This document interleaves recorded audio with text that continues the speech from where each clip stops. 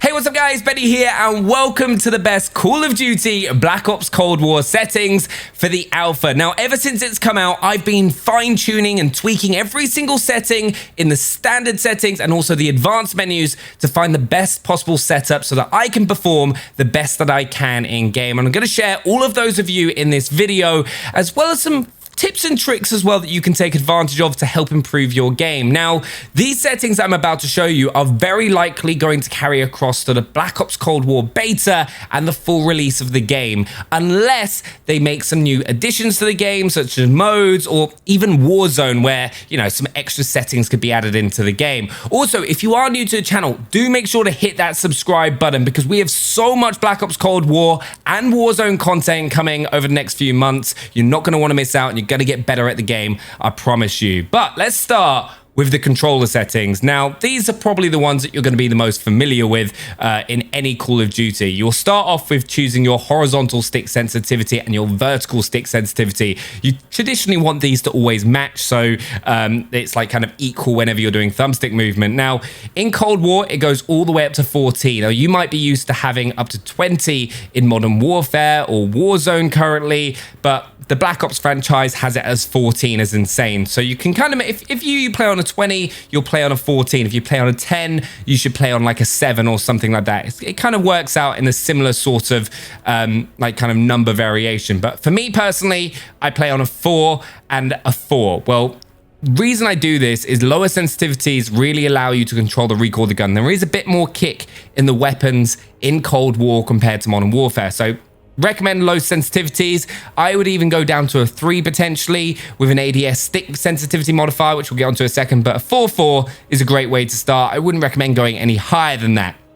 Then, ADS stick sensitivity low zoom. This is so important because for a couple of reasons, actually. It's one of the easiest and best ways to be able to control recoil at that medium distance, because you can then make smaller adjustments whilst you're aiming down sight to kind of control the kick of your gun. So I use a 0.7 on my low zoom modifier. High zoom, I don't touch it at all. This is normally when you're using sniper rifles, and with sniper rifles being ridiculous in the alpha, try them out, by the way. They've already said they're going to be nerfed in the beta and the full release of the game, but you're going to want to try out snipers. Just don't change your high zoom sensitivity. Stick sensitivity means that when you scope in, it'll work just like your normal movement. Makes it really easy to lock on.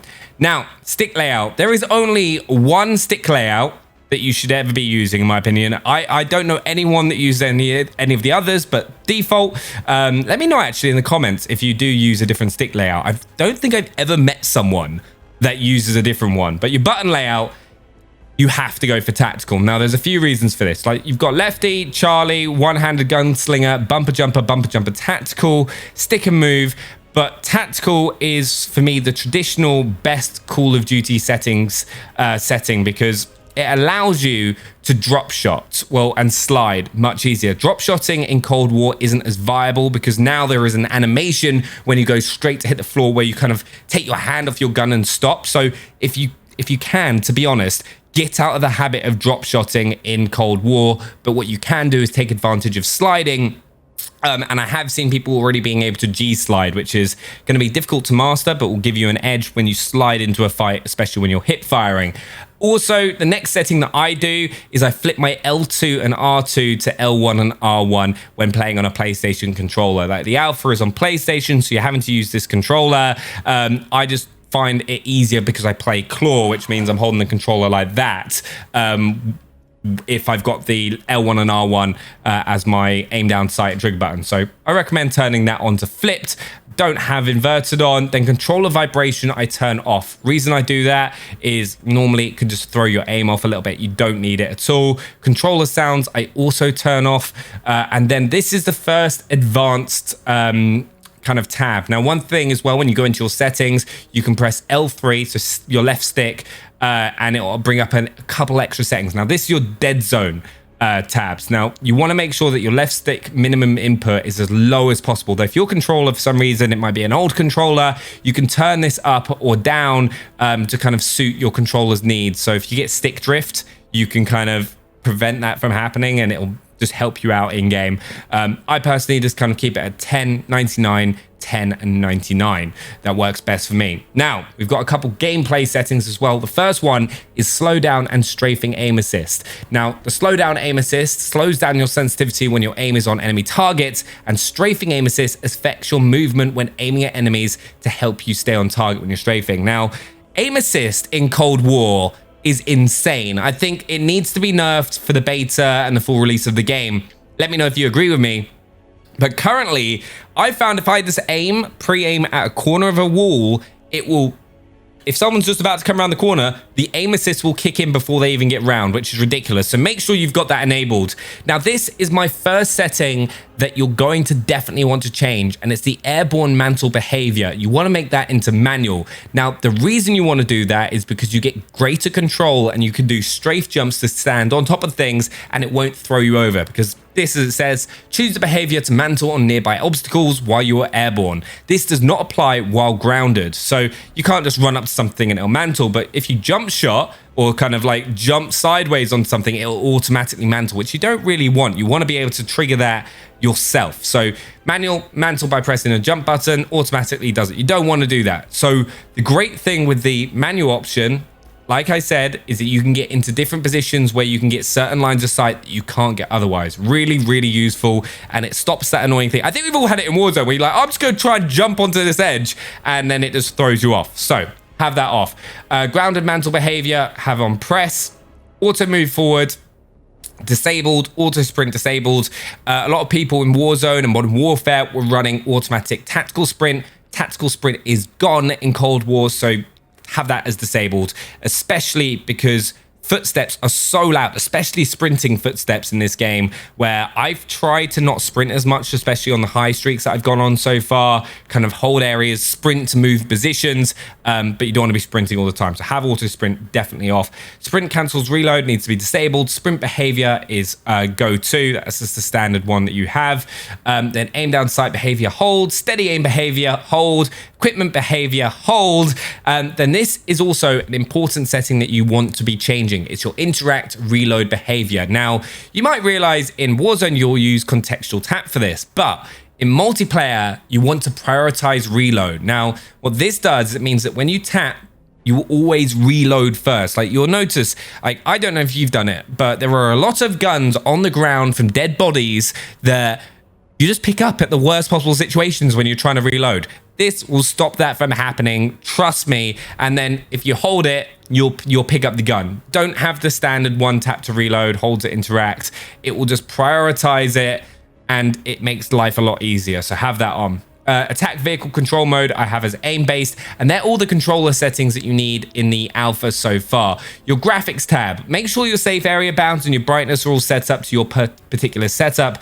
I don't actually know anyone who's played split screen yet. I actually might give that a go. It might be fun, but there is a bug at the moment in the alpha that you can't prevent this, but motion blur you always want to have disabled. It makes it a lot easier to see what's going on, especially when you're kind of moving drastically in a gunfight. However, this resets every single game. So at the start of every game, get into the habit of going into your graphics and just disabling motion blur. It'll be fixed in the beta and the full release, but it is what it is. Now is time for the most important part of this video, in my opinion, because sound in Cold War has improved so much if you want to hear footsteps. If you do not have sound and you're not utilizing it properly, you are at a significant disadvantage compared to other players. So first of all, you don't want to mute anything, all right? That's just going to keep everything quiet. It's all gone quiet now. Not muted. Master volume 1. Music, goodbye. Even though it's awesome, like the music score in Cold War, by the way, is amazing. But for performance sake, 0. Sound effects volume, you want that at 1. Dialogue volume, I pull all the way back to 25. You sometimes get some useful callouts, but it's not too important. And then cinematics volume, off. Completely off. It doesn't give you anything useful in the game. It's just going to flood your sound mix. You just want to prioritize sound effects. So footsteps, gunshots, all that good stuff that's going to help you, give you information to make plays on your opponents. Also, audio presets. You want high boost. Now that is going to help elevate the footstep sounds within your sound mix so you can pick them out more clearly and hear where enemy players are coming from. Really, really key. Hit marker sound effects I just have as enabled just because it's sometimes useful to see when you're hitting someone. Voice chat enabled, disabled. Those three is in your personal preference if you're muting, if you're playing by yourself or with friends. But another significant thing and really important within your settings is make sure you're using a headset. Like, I'm partnered with Turtle Beach. I've used their headsets for years.